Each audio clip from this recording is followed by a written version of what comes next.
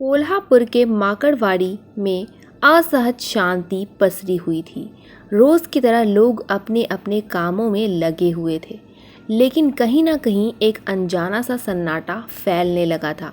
कुछ ऐसा जो रोज़मर्रा की शोरगुल में दबा ना रह सका।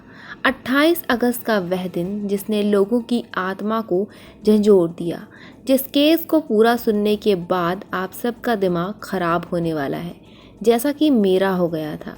जी हाँ, हम बात कर रहे हैं उस माँ और बेटे के केस के बारे में, जिस केस की सुनवाई में अब मुंबई की हाई कोर्ट ने भी एक बेटे को फांसी की सज़ा बरकरार रखा, यह कहते हुए कि ऐसे लोगों को समाज में जीने का कोई भी हक नहीं है।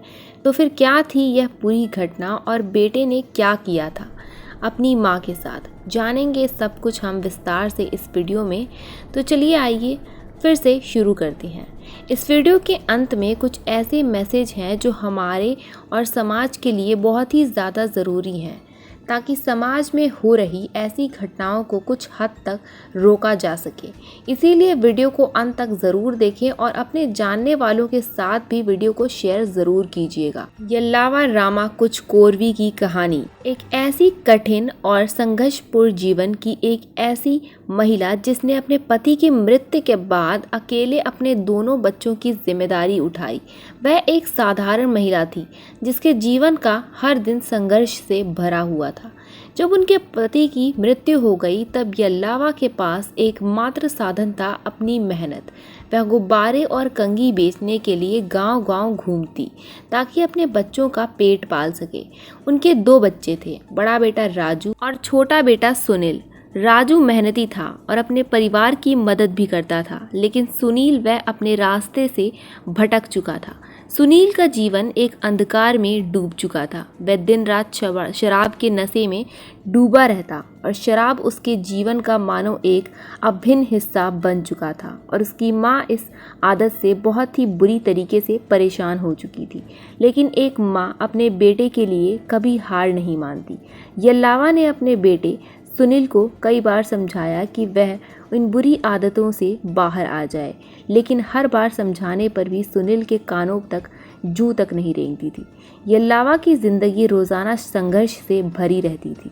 उसकी उम्र 63 वर्ष की हो चुकी थी, लेकिन वह अभी भी हार नहीं मानती थी।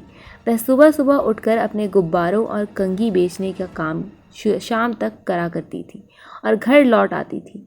एकमात्र सपना था उसका कि वह उनका बेटा सुनील सुधर जाए और अपने जीवन में कुछ नई शुरुआत कर सके, अपने जीवन में वह कुछ अच्छा कर सके। लेकिन सुनील का व्यवहार दिन ब दिन बिगड़ता ही जा रहा था। 28 अगस्त 2017 का वह दिन एक साधारण दिन की तरह ही शुरू हुआ। यल्लावा ने सुबह सुबह अपने गुब्बारे और कंघी इकट्ठे किए और अपने रोज़ के कामकाज की तरफ उसे बेचने के लिए निकल गई।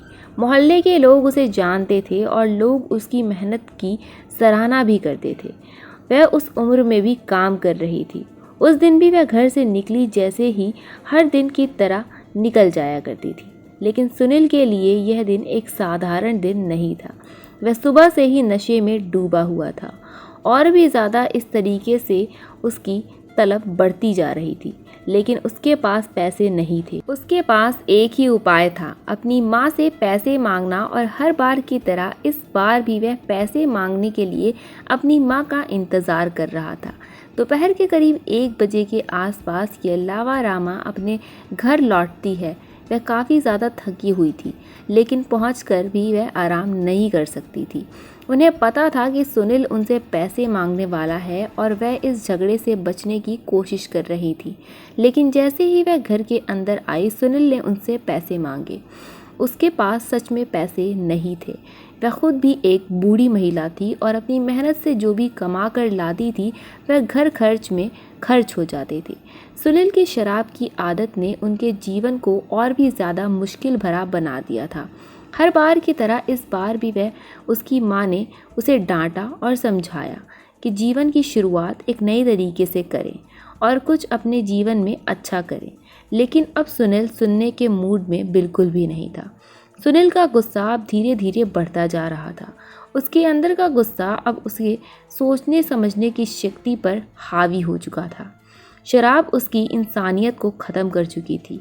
उसकी माँ ने फ़िलहाल तो यह सोचा कि सुनील अभी गुस्से में है तो वह शांत हो जाएगा, लेकिन उन्होंने कभी भी नहीं सोचा था कि यह उसका गुस्सा जो है उसकी माँ की अंतिम सांसों का कारण बनने वाला है। अब सुनील बिना कुछ सोचे समझे रसोई की तरफ बढ़ा, वहाँ से एक चाकू उठाया और बिना कुछ सोचे अपने माँ पर टूट पड़ा। वह बेकाबू हो चुका था, लेकिन उसकी चीखें किसी तक नहीं पहुँच पाईं। सुनील तब तक नहीं रुका जब तक कि उसकी माँ ठंडी नहीं पड़ गई। यल्लावा रामा के एक बेजान शरीर ज़मीन पर पड़ा हुआ था और चारों तरफ फर्श का दृश्य एक खौफनाक रूप ले चुका था। लेकिन सुनील के अंदर का जानवर यहीं नहीं रुका कि जब मैं आपको कुछ अलग ही तरीके से यह समझाने की कोशिश करती हूँ, क्योंकि आप भी जानते हैं कि यहाँ पर इस तरीके के शब्दों का इस्तेमाल करना सही नहीं है। तो मैं आपको एक अलग तरीके से कुछ अलग शब्दों का इस्तेमाल करती हूँ, तो आप यह समझें कि सिर्फ आपको समझाने के लिए मैं ये कह रही हूँ। सुनील अब फर्श पर पड़े बेजान थिंग्स को पूरी तरीके से खोल कर रख देता है। उसने उसकी ऊपरी हिस्से को होल करके वह पंप करने वाला हिस्सा बाहर निकाला और अब उन सभी चीज़ों को वह एक थाली में सजाता है। थाली में सजाकर फिर उसे फ्रेश करता है, धोता है और उसे धो करके फ्रिज में रख लेता है। और अब सुनील ने उन चीज़ों को तवे पर रखा और उसे भूनना शुरू किया। उसके ऊपर मिर्च मसाले डाले और अच्छे तरीके से पकाया। आई होप आप समझ पा रहे होंगे कि मैं क्या बताना चाह रही हूँ, कि वह क्या पका के खाने जा रहा था। खैर, वह अब सिर्फ एक हत्यारा नहीं था, वह कुछ और ही रूप ले चुका था। इस घटना की कल्पना भी किसी के लिए असहनीय हो सकती है, लेकिन सुनील के लिए यह सब सामान्य लगने लगा था, क्योंकि वह उन चीज़ों को खा रहा था जैसे कि वह कोई साधारण खाना खा रहा हो, जिसकी कल्पना आप खुद करके देखिए कि वह एक दृश्य कितना अपने आप में भयानक रहा होगा। इस घटना का पहला गवाह एक बड़ा नहीं बल्कि 8 साल की बच्ची थी। वह बच्ची घर के पास ही खेल रही थी और अचानक उसने घर के अंदर कुछ अजीब सा देखा। खिड़की से झांकते हुए उसने देखा कि वह सुनील उन चीज़ों को तवे पर रख करके पका रहा था। वह दृश्य देखकर बच्ची के दिल में डर बैठ गया। उसने तुरंत अपने घर भागकर अपनी माँ को सारी बातें बताईं। उसकी माँ ने यह सुनते ही तुरंत पड़ोसियों को बुलाया। महिलाओं ने यह खबर तेज़ी से फैल गई। लोगों के अंदर डर का माहौल पैदा हो गया। जैसे ही मोहल्ले के लोगों तक यह खबर पता चली तो उन्होंने तुरंत पुलिस को सूचना दी। पुलिस अब घटनास्थल पर पहुंची और उन्होंने दरवाज़ा खोला तो जो दृश्य उनके सामने था वह देखकर किसी के भी रोंगटे खड़े हो जाएंगे। पुलिस ने देखा कि सुनील अपनी माँ के पास बैठकर वही पकाई हुई उन चीज़ों को खा रहा था। गैस चूल्हे पर रखा वह तवा और घर के फर्श पर वह दृश्य और सामने पड़ी हुई उस हाल में सुनील की माँ। यह सब देखकर पुलिस के भी होश उड़ गए, जिसके बाद उन्होंने तुरंत सुनील को गिरफ्तार कर लिया। जानकारी के मुताबिक पुलिस अगर समय पर नहीं पहुंचती तो वह आगे प्लानिंग में था, यानी कि वह दिल की पकाने की तैयारी में था। हालांकि इससे पहले अब तक वह एक बार उन चीज़ों का सुनील के मुंह से उन चीज़ों को अंश को बरामद किए और जिनका डीएनए रिपोर्ट तैयार करने के लिए भेज दिया गया। और अब जैसे ही फोरेंसिक टीम ने अपनी रिपोर्ट तैयार की तो सच्चाई और भी डरावनी होती चली गई और यह साबित हो गया कि वह सच में उन चीज़ों को पका करके खा रहा था।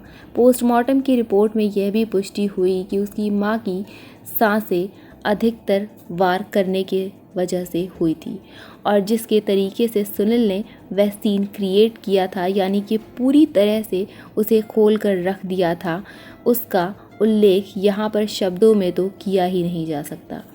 वह चेहरा देखकर किसी का भी दिमाग घूम सकता था। पुलिस अधिकारियों के लिए भी यह मामला बेहद ही संवेदनशील बन चुका था। किसी ने पहले भी इस तरीके का भयानक दृश्य सामने नहीं आया था।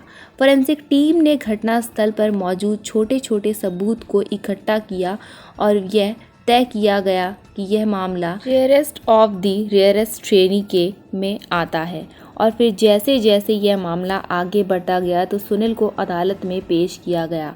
यह मामला सिर्फ स्थानीय खबरों तक ही नहीं बल्कि पूरे देश में अब एक चर्चा का विषय बन चुका था। अदालत में सुनील के खिलाफ 12 गवाहों ने बयान दिया, जिसमें पुलिसकर्मी, पड़ोसियों और फोरेंसिक एक्सपर्ट भी शामिल थे। सभी गवाहों ने सुनील को दोषी करार दिया और उसकी क्रूरता का वर्णन किया। यह गवाह हर एक गवाह की गवाही के साथ अदालत के हर कोने में सन्नाटा फैलता जा रहा था। कोल्हापुर की निचली अदालत में अब इस सुनील को साफ तौर पर दोषी करार दिया गया और वकीलों ने सुनील के बचाव की कई दलीलें दी, जिसमें यह भी शामिल था कि सुनील ने नशे की हालत में आकर के उस अपराध को अंजाम दिया और उसे सुधार करने का एक मौका मिलना चाहिए। लेकिन अदालत ने इसे मानने से साफ इनकार कर दिया। जज ने अपने फैसले में यह कहा कि यह मामला रेयरेस्ट ऑफ द रेयरेस्ट की श्रेणी में आता है और इस प्रकार के अपराधी को सुधार का कोई अवसर नहीं दिया जा सकता। यह एक ऐसा अपराध है जिसे समाज में बर्दाश्त नहीं किया जा सकता। फिर अदालत ने सुनील को फांसी की सज़ा सुनाई। हालांकि आगे चलकर सुनील की वकीलों ने इस फैसले को बम्बई हाई कोर्ट में चुनौती दी। वकील युगल मोहित चौधरी ने यह दलील दी कि सुनील को कोई पूर्व अपराधी रिकॉर्ड नहीं था और उसने यह सिर्फ नशे की हालत में किया था। चौधरी ने अदालत से सुनील के लिए जीवन भर की सज़ा मांग की, यह कहते हुए कि वह सुधार घर जा सकता है। लेकिन बम्बई हाई कोर्ट ने इस दलील को खारिज कर दिया। न्यायालय ने यह कहा कि सुनील के यह व्यवहार न सिर्फ अमान्य है बल्कि समाज के लिए एक बहुत बड़ा खतरा है। उन्होंने यह भी कहा कि अगर सुनील को उम्र कैद की सज़ा दे दी जाती है तो वह जेल में और भी कैदियों के लिए खतरा बन सकता है। इसीलिए बम्बई हाई कोर्ट ने निचली अदालत के फांसी के फैसले को बरकरार रखा। यह सभी हम सब के लिए एक ज़रूरी मैसेज है कि यह घटना हमें बताती है कि समाज में नशे की लत और मानसिक स्वास्थ्य समस्याओं का नज़रअंदाज करना कितना घातक साबित हो सकता है। अगर समय पर सुनील को सही मार्गदर्शन मिला होता तो उसकी मां की मदद की जा सकती थी। शायद यह घटना टाली जा सकती थी। इससे हमें यह सीखने को मिलता है कि हमें अपने आसपास के लोगों पर ध्यान देना चाहिए, खास करके उन लोगों पर जिनके मानसिक रूप में संघर्ष कर रहे होते हैं। अगर किसी की मदद की ज़रूरत हो तो अनदेखा नहीं करना चाहिए। चलिए मिलते हैं एक और केस के साथ, एक और नए खुलासे के साथ। तब तक के लिए सुरक्षित रहें। जय हिंद।